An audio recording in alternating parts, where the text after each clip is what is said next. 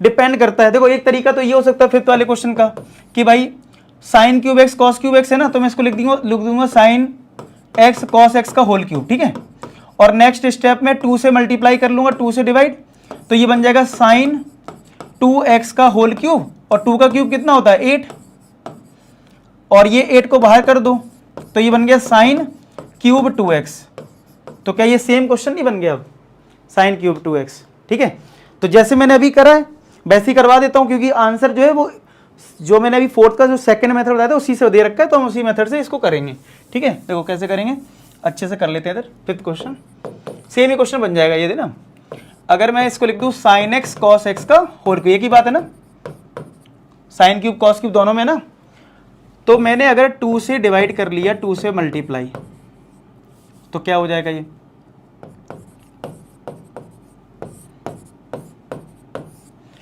तो ये बन गया ऊपर वाला बन जाएगा साइन 2x, 2 का क्यूब 8 होता है,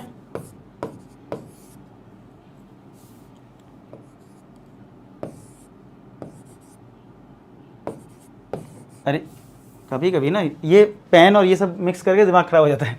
साइन एक्स कॉस एक्स लिखा है, होल क्यूब है, 2 से मल्टीप्लाई करा, 2 से डिवाइड करा, ये बन गया साइन 2x का फॉर्मूला, 2 का क्यूब 8 होता है, और इसमें साइन 2x कर दिया, क्यूब तो रहेगा ना, तो अभी 2 ही रहने दो पहले, तो इस तरीके से देखो अब ये फालतू ब्रैकेट जैसा क्यों बन रहा मुझसे, ठीक है।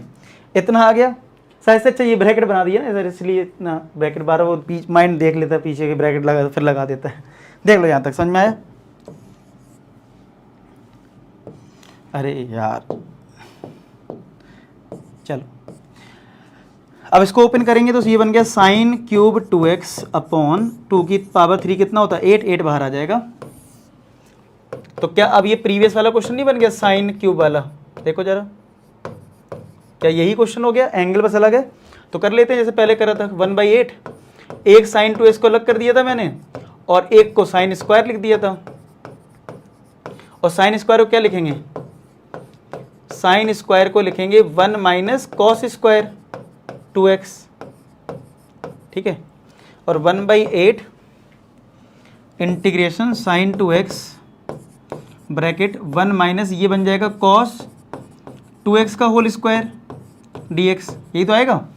तो अगर हम cos 2x को t ले लें, क्या कर लें, cos 2x को t ले लें, तो क्या आ जाएगा, cos का डिफरेंशिएशन कितना होता है माइनस साइन, तो माइनस साइन 2x, और 2x का कितना होता है 2 dt/dx, तो dx की वैल्यू कितनी आ जाएगी dt अपॉन माइनस का 2 साइन 2x। अब सब्स्टिट्यूट कर दो यहाँ पे, तो 1/8 तो बाहर है, साइन 2x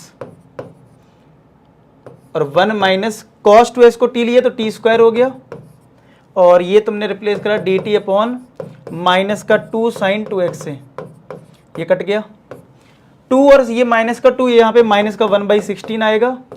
अब यहाँ पे 1 माइनस टी स्क्वायर dt हो गया, तो माइनस का 1/16, टी का इंटीग्रेशन 1 का इंटीग्रेशन t और t का T cube upon 3 T square का प्लस c, t रख दो, t हमने किसको लिया था cos 2x को, तो माइनस का 1/16, यहाँ पे cos 2x minus cos 2x का होल क्यूब अपॉन 3 प्लस का c, ठीक है। अब 16 का मल्टीप्लाई कर दूँ तो आंसर आपका आ जाएगा। तो यहाँ पे तो हमारा ये आंसर आ गया इस बार। अब देखो इन्होंने इस बार कुछ अलग मेथड से करा है समझ रहे हो। फिलहाल अगर हम ये वाला मेथड यूज करते हैं, मतलब एक क्वेश्चन के बहुत सारे तरीके हैं, देखो बता दो कितने तरीके हैं। एक तरीका तो मैंने ये सॉल्व कर दिया, आप इससे अपना आंसर दे दो।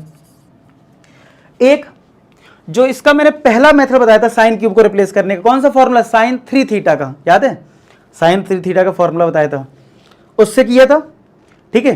तो वो हम इसमें भी तो लगा सकते हैं, तो एक वो तरीका हो गया, एक उससे भी आंसर आ जाएगा, ठीक है। अब इसमें तो अभी भी आंसर मैच नहीं कर रहा कुछ, यानी इसमें कुछ और भी मेथड है इसका, मतलब यानी एक मेथड ये और एक हम और यूज कर सकते थे जो मैंने इसके लिए बताया था, ठीक है। मैं 12 बोल रहा हूँ, ये ट्रिग्नोमेट्री के जितने क्वेश्चन होंगे उनके अलग अलग तरीके हो सकते हैं, क्योंकि फॉर्मूले अलग अलग है ना हमारे पास। अब मैं आपको लेके वो भी तरीका बताता हूँ जो एनसीईआरटी में आंसर आ रहा है, ठीक है। अब देखो वो मेथड पे देखते हैं, क्योंकि इससे क्या फायदा होगा। मैं तो इतने सालों से पढ़ा रहा हूँ, मुझे तो पता है किस में आंसर आना है, ठीक है। मैं हमेशा जब भी पढ़ाता हूँ मैं खोजता हूँ फ्रेश माइंड, मतलब अब होता है मैं ऑफलाइन में ये चैप्टर, मतलब हमारा ऑफलाइन में 6th 7th एक्सरसाइज पे चल रहे हैं, तो मैं आपको बताऊं कि हमें क्या होता है, हमें तो पता होता है किससे आंसर लाना है किससे नहीं लाना है, लेकिन क्या है ना, मैं हमेशा ये सोच के चलता हूँ कि एज ए स्टूडेंट आप क्या सोच रहे होगे कि मतलब क्या क्या मेथड आ सकता है या क्या चीज़ें हो सकती हैं, कौन से डाउट हैं। तो मैं ट्राई कर रहा हूँ कि सारे मेथड एक्सप्लेन करने का, जिससे कि अगर आपको एक बार अप्रोच समझ में आ गया, आपके अंदर ये कॉन्फिडेंस आ गया कि यार मैं जो कर रहा हूँ वो भी सही है। कई बार हमारे माइंड में एज ए स्टूडेंट क्या होता है ना, हम सोचते हैं यार सर जो बता रहे हैं बस वही सही है, हम जिस मेथड को फॉलो कर रहे हैं वो गलत है। ऐसा नहीं है, आपका भी मेथड सही हो सकता है, समझ रहे हो। बस आपने सही लॉजिक सही फॉर्मूले लगाए हो तो आपका मेथड भी सही होगा। बस अब आपको लगता है आपने कोई क्वेश्चन नए मेथड से करा है, आपको डाउट लग रहा है, तो अपने टीचर से चेक करवा लो एक बार, बस इतना सा कर लो।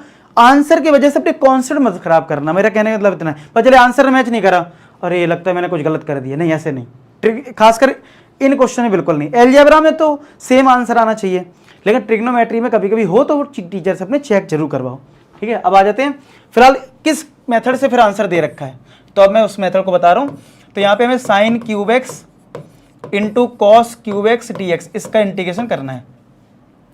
तो यहाँ पे मैं क्या कर रहा हूँ, अब इसमें अभी ना दो मेथड हैं, अभी देखो कैसे। एक साइन एक्स मैंने अलग करा और एक को लिख दिया साइन स्क्वायर एक्स, और ये तो कॉस क्यूब एक्स है, ठीक है। अभी मैं बताऊंगा एक कैसे और है। अगर मैं इस साइन स्क्वायर को क्या लिख सकता हूँ, क्या मैं 1 माइनस कॉस स्क्वायर लिख सकता हूँ। आप कहोगे हाँ सर लिख दो, क्या दिक्कत है। चलो चेक करो इतना समझ में आया कि नहीं आया, पहले चेक कर लो क्या आपका इतना आपको समझ में आ गया कि sine x into sine square लिख लिया, कॉस क्यूब को कॉस क्यूब लिख दिया, साइन स्क्वायर को 1 माइनस कॉस स्क्वायर लिखा। अब तुम क्या करो, कॉस एक्स को टी ले लो, तो कॉस का डिफरेंशिएशन कितना होता है, minus sine x D T upon D x. तो डी एक्स कितना आ जाएगा, माइनस इधर आएगा, D T upon sine x नीचे आ गया। अच्छा मैंने ये सब इस तरीके से क्यों करा था, क्योंकि मैंने सोचा ये था माइंड में कि अगर मैं कॉस को टी लेता हूं तो एक साइन मुझे अलग करना पड़ेगा, तो मैंने इसलिए एक साइन को अलग कर दिया, क्योंकि कॉस का डिफरेंशिएशन में साइन आता है। और जो साइन स्क्वायर है उसको 1 माइनस कॉस इसलिए लिखा क्योंकि कॉस को हम टी मानने वाले थे इसलिए, ठीक है। चलो पुट करते हैं इस इंटीग्रेशन में, sine x bracket cos x T लिया है तो ये 1 माइनस टी स्क्वायर हो गया, और ये टी क्यूब, और डी एक्स की वैल्यू कितनी है, माइनस का D T upon sine x. तो देखो साइन एक्स तो कट गया भाई हमारा। तो अब टी क्यूब का अंदर मल्टीप्लाई करोगे तो टी क्यूब माइनस टी की पावर 5 आएगा, और ये माइनस है तो चलो माइनस अंदर दे दो, तो ये माइनस हो गया प्लस हो गया, और डी टी। तो अब इंटीग्रेट कर लो, टी की पावर 3 का हो जाएगा टी की पावर 4/4 और माइनस है, और ये टी की पावर 5/5 प्लस सी। अच्छा 5 है तो 6 हो जाएगा ना, टी की पावर 6/6। अब पुट कर दो वैल्यू, टी कितना था कॉस, तो कॉस की पावर 4x हो जाएगा, ये कॉस की पावर 6x हो जाएगा प्लस सी। तो देखो यही आंसर आ रहा है। अब देखोगे तो 1/6 पहले लिखा हुआ है वो कोई फर्क नहीं पड़ता, और ये माइनस का 1/4 cos x। सोच रहे हो ये मेथड। अच्छा कोई ऐसे भी तो कर सकता है, एक और मेथड बात कर लेते हैं।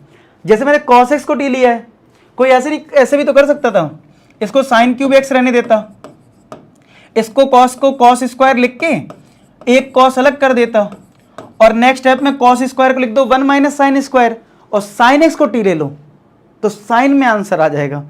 तो देखो अब आप कहोगे सर वो मेथड सही, अरे वो भी सही। 4 तरीके हो गए क्वेश्चन करने के, ठीक है। तो मतलब आपको यही मैं सिखाने की कोशिश कर रहा हूँ कि आप अलग अलग मेथड हो जाते हैं ट्रिग्नोमेट्री में, ठीक है। चलो तो आप लोग बताना यार, आप लोग कमेंट सेक्शन बता रहे हो नो डाउट फीडबैक के सर बहुत अच्छा लग रहा है, सारे कॉन्सेप्ट क्लियर हो रहे हैं। इस वीडियो में भी जरूर लिखना कि आपको कैसा लगा ये लेक्चर, अभी जितना भी चल रहा है फीडबैक जरूर दें, जिससे कि मुझे पता रहे कि आपकी अंडरस्टैंडिंग डेवलप हो रही है।